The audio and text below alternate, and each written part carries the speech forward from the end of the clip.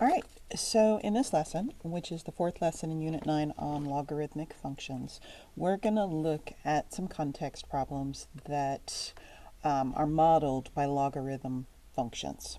And so one of the things that we want to make sure that we are able to do is understand the structure of them so that we can use a calculator correctly when necessary. We'll also look at being able to explain the domain and the range of the function within the context of the situation. So the two that we are going to focus on, these of course logarithms can be of any base as long as that base is positive and not equal to 1. But the two most common bases that we often see models written in are base 10, which is our common logarithm, and base e, which is our natural logarithm. And so your common logarithm, remember, base 10 logarithm, doesn't show the subscript base of 10.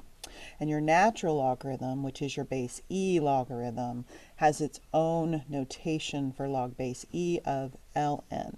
And so there are two keys on scientific calculators, the one that says log, that is your base 10 logarithm, and the other that says ln, that is your natural logarithm, your base e logarithm.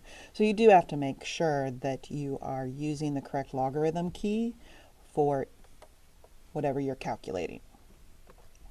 So like for example here, and this is why it's important.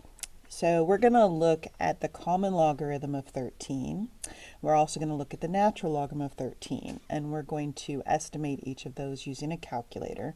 We're going to round each decimal to 3 decimal places for our approximation, and we're going to verify the result evaluating the related exponential expression, because remember, logarithms and exponentials are inverses.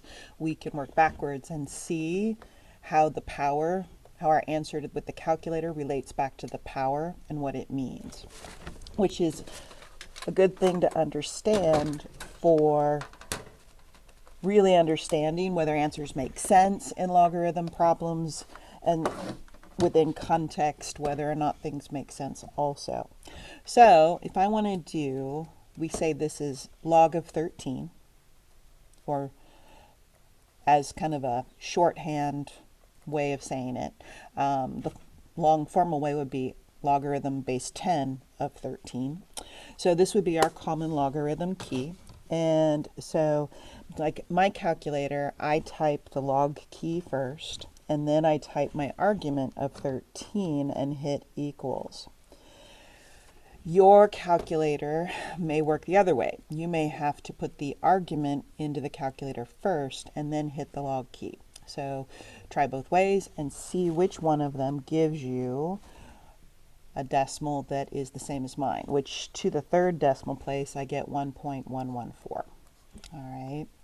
So now I'm going to do the natural logarithm of 13. And so here I would do my natural logarithm key followed by my argument, hit equals. Again, if that doesn't work, then you would try the argument first and then hit the ln key. And here I get a decimal up to the third decimal place of 2.565. So notice they give different answers. So why is that? Well, it's because they're different bases. So if we put this logarithm statement into its exponential form, remember one of the big things we've learned about logarithms is that they're equal to an exponent value. So these decimals represent exponents on the base of the logarithm.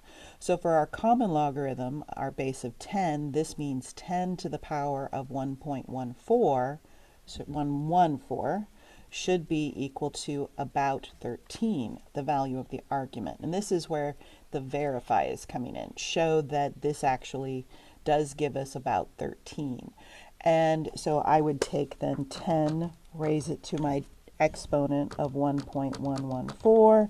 And here in this case, I get that it's giving me 13.0016, so on and so forth. So it's pretty close to 13, accurate to the hundredths place where I have the zeros. Over here to verify my natural logarithm statement, Again, all logarithms are equal to exponent values, so this decimal is again the exponent, but the natural logarithm is a base e logarithm. So this means e to this decimal power should give me about 13.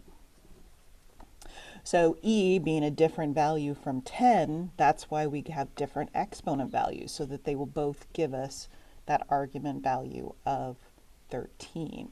So this one worked. So now I'm going to verify this using my calculator.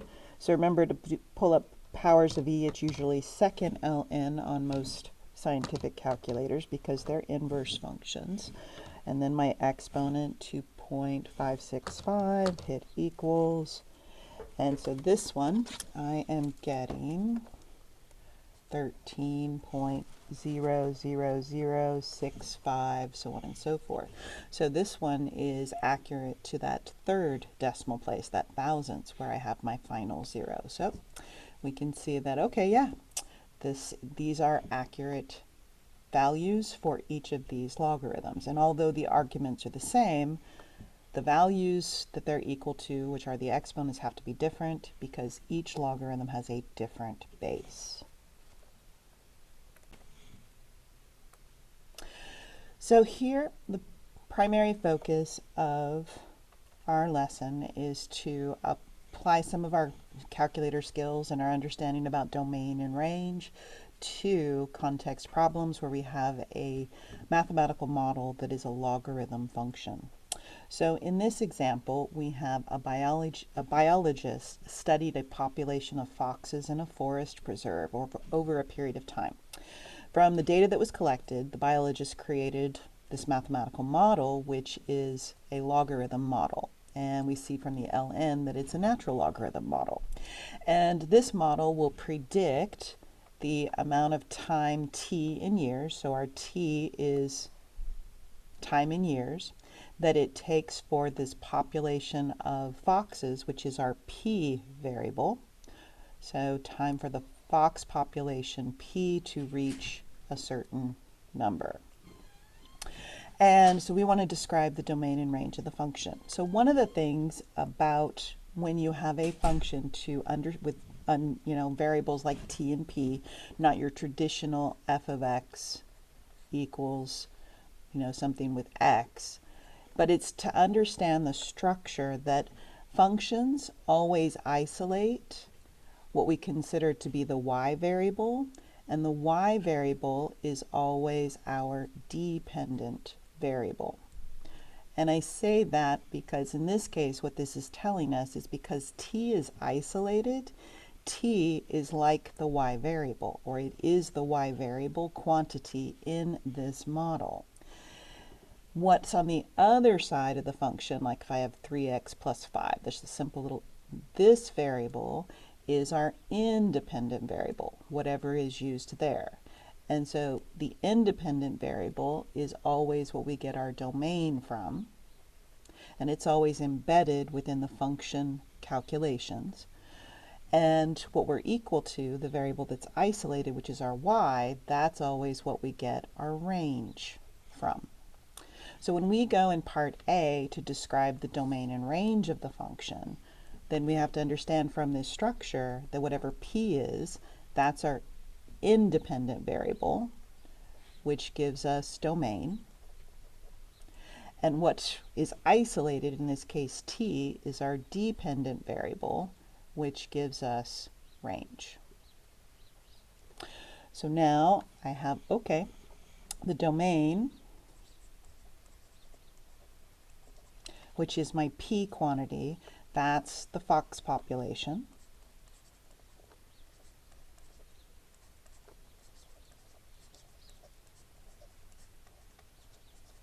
And my range, which is t, and you might just in your notes want to put underneath which variable is which. Your range, which is t, is the amount of time in years. Or you could just say time in years, that would be okay.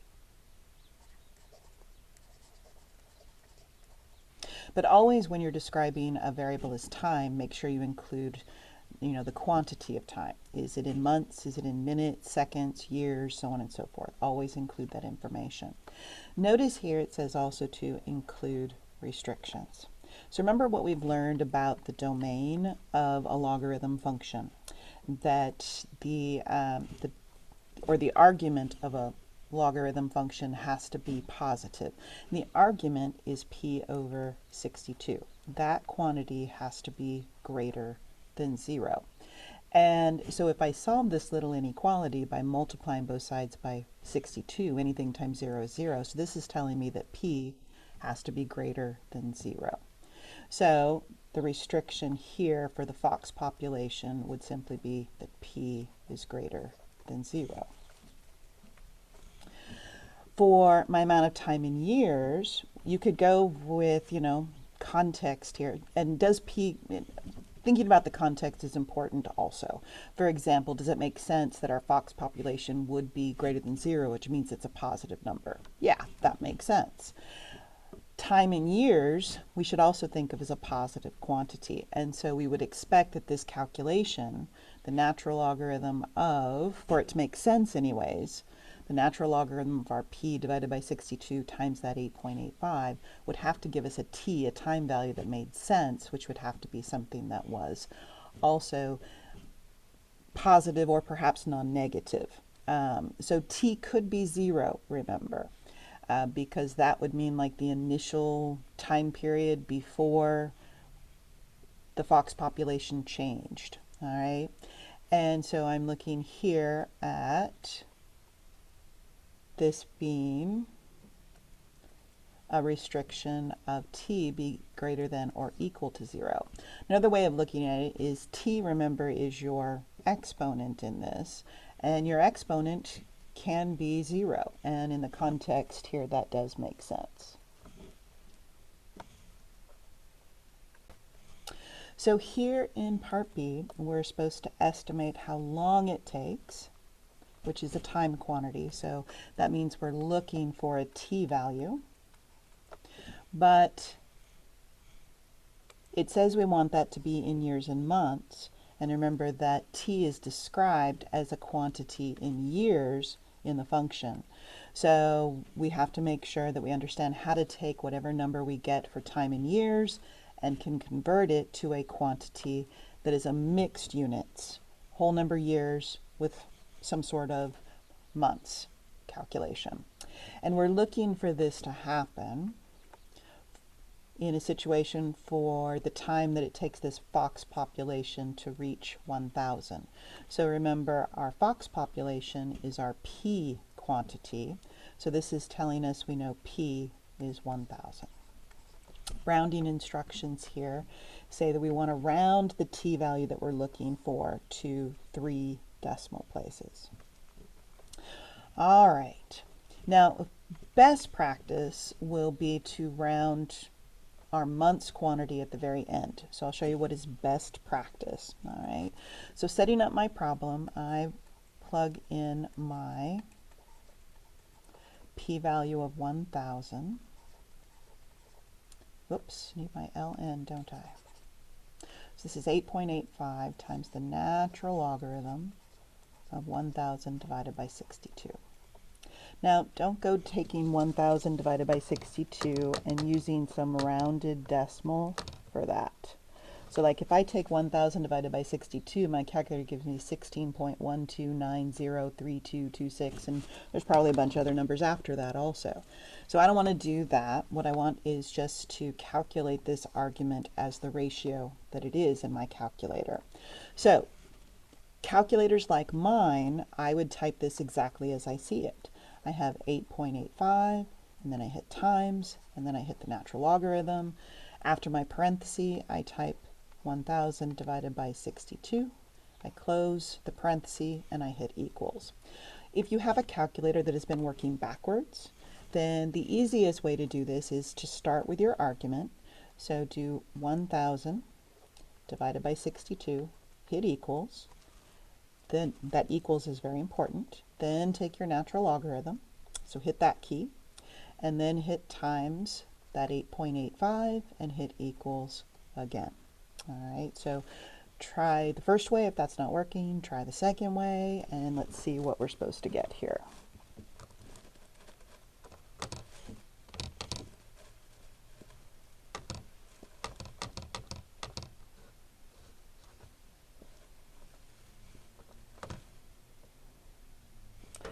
All right, so this is giving me, without doing any rounding, 24.60849,491, so on and so forth. All right, and this, remember, would be in years.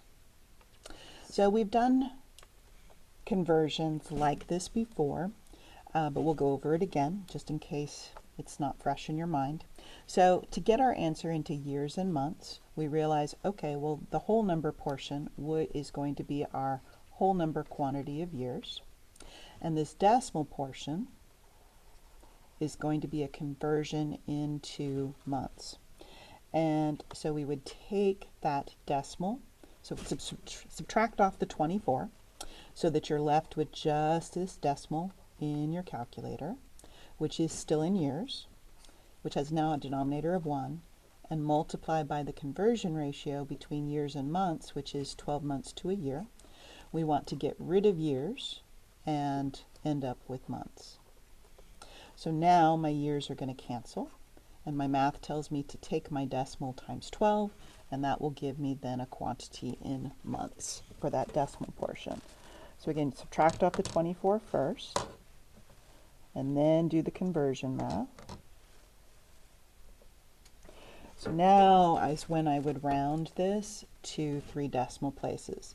So I have 7.302, and this is my quantity of months. And the whole thing now is approximate, since the months has been an approximated value. And now I can write my conclusion for this. So I'm going to say the fox population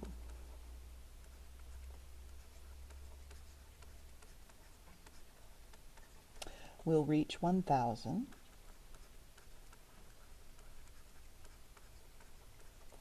in about 24 years and 7.302 months. The word "and" there is sort of optional, but a lot of people feel that it reads better when you put the word "and" in. All right, that finishes up that one. All right, so for our second example, we're going to look at another situation that is best modeled with a logarithm function. So here, the acidity level, or pH, of a liquid is given by the formula. So formulas are very often functions, not always. It depends on how many variable quantities are in them. If there are 2 variable quantities, one independent, one dependent, then it's also a function. So this one is, because we are looking at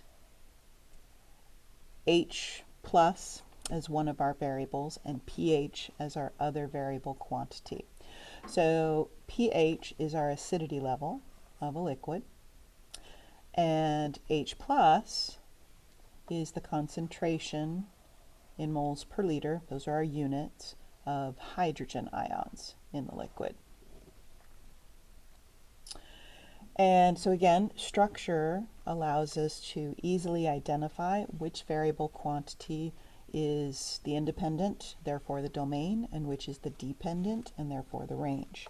So in a function structure, what we're isolated, which variable is isolated, that's our dependent variable, which gives us the range. And the one that's embedded in the function rule, or the calculations, that is our independent variable, which gives us our domain. All right, so we're going to go and describe our domain and range. So, I think I want a different color here. There we go. All right, so domain, I'll do domain first. And domain is our H plus. So that is, I'm just going to basically write, starting with the word the concentration of hydrogen in moles per liter. And I can put the in moles per liter where it is, I can put it at the end, but those are my units. Sort of like when we say time is in years, our hydrogen ion concentration is in units of moles per liter. So this is the concentration.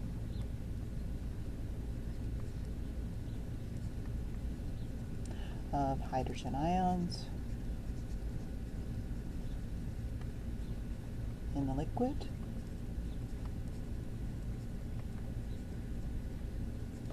In moles per liter.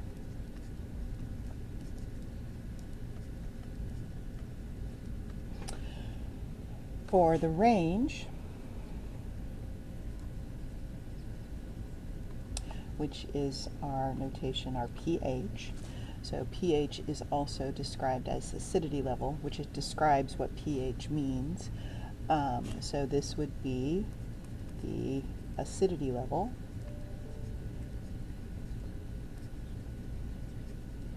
or pH of a liquid. The units, interestingly enough, for pH are basically pH. So when we say it's pH, we kind of, okay, yep, those are our units, as well as a description and a variable symbol that describes acidity level. All right, our restrictions. So remember how our argument has to be a positive quantity. So our 1 over our H plus has to be greater than 0. So this is kind of interesting because what's happening here, if I try to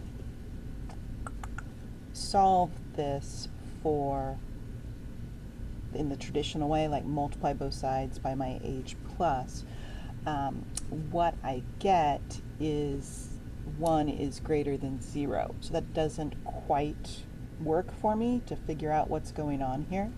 So number sense is a little bit better. So remember that if your H plus was any sort of negative number, then 1 divided by that negative number would be negative. So we know that H plus can't be negative. We know also that H plus can't be 0 because division by 0 is undefined. If H plus is a positive number, then we're going to be okay with this statement greater than 0 because 1 divided by any positive number is going to be positive, therefore it will also be greater than 0. So it's more of a number sense to understand our domain here has a restriction that our H plus is a positive number. So I'm going to say my H plus is positive, which is greater than 0. If you'd rather spell it out and say, you know, H plus is positive, that's fine too. Or you can use a mathematical statement that means that. As long as H plus is positive, the logarithm there of that positive number, here's where things get a little trickier. And usually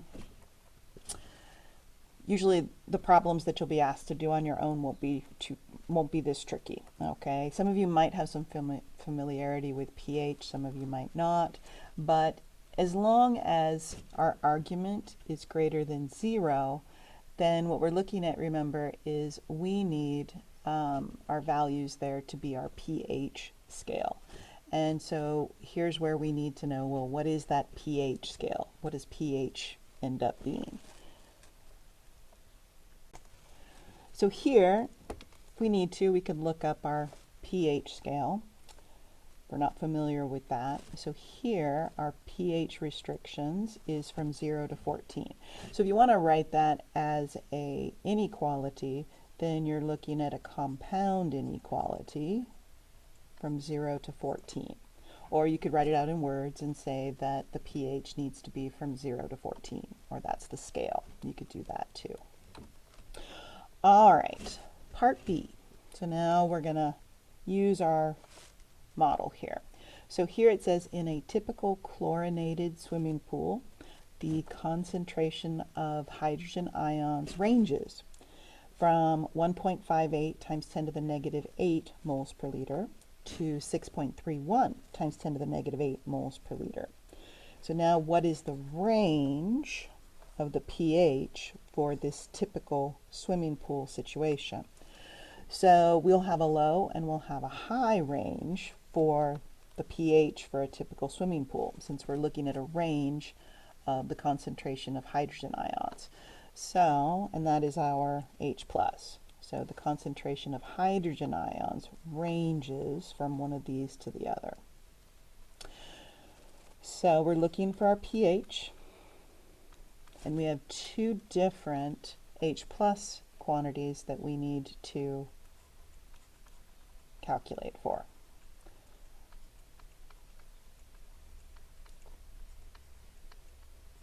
Both of these numbers for H+ are in what we refer to as scientific notation.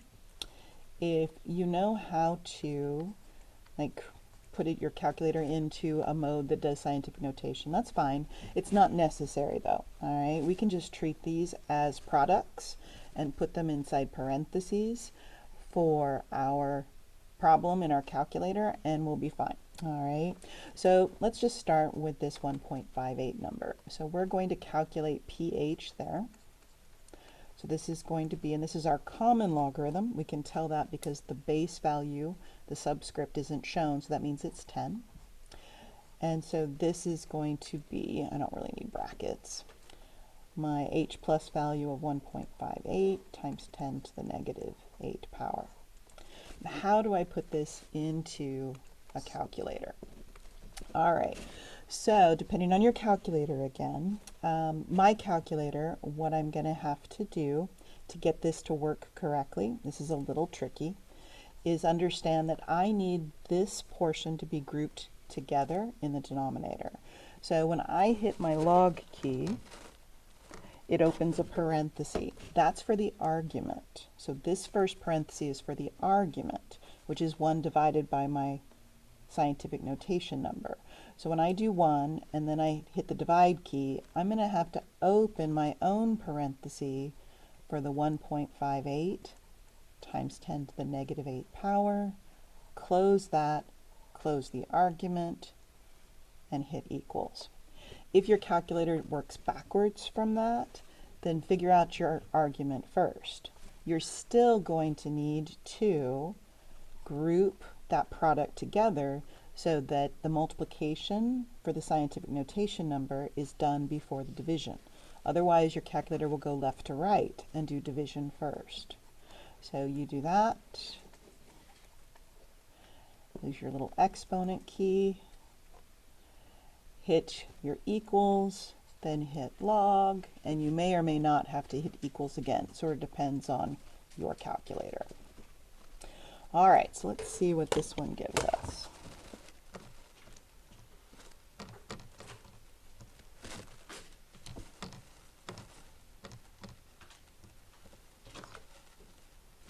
All right, we're rounding to the nearest tenth. So for this one, I am getting about 7.8 for the pH value. All right, so now I'm going to do the other H+ value.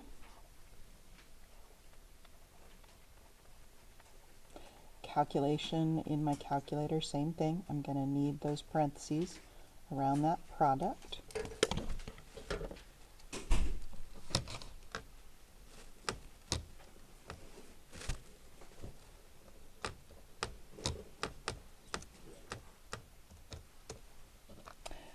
For this one, I am getting 7.2. All right, so there's our range, with the 7.2 being the smaller value, so that's where our range would start.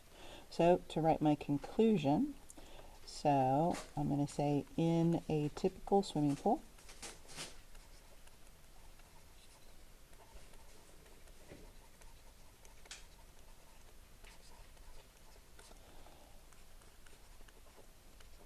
the range of the pH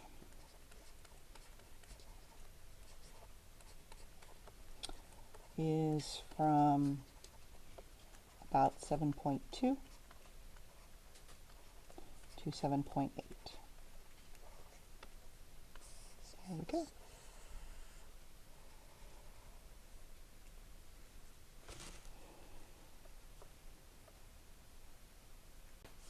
All right, so this does finish up the examples for this particular lesson.